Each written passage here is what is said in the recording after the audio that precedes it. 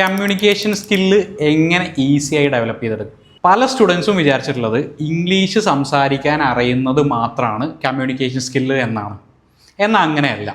സ്വന്തം ആശയം വ്യക്തമായിട്ട് പറയാൻ കഴിയുക, കോൺഫിഡൻസോടെ സംസാരിക്കുക, ശരിയായ ചോദ്യങ്ങൾ ചോദിക്കാൻ പഠിക്കുക, മറ്റുള്ളവരെ ശ്രദ്ധയോടെ കേൾക്കാൻ പറ്റുക, ഇതൊക്കെ കമ്മ്യൂണിക്കേഷൻ സ്കില്ലിൻ്റെ മെയിൻ ഘടകങ്ങളാണ്.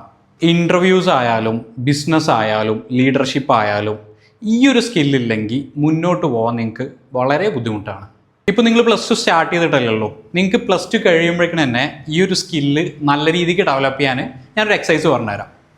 ഒന്നുമില്ല, വെറൊരു 5 മിനിറ്റ് ദിവസം കണ്ണാടിയുടെ മുമ്പിൽ ഒരു സബ്ജക്റ്റിനെ പറ്റി സംസാരിക്കുക.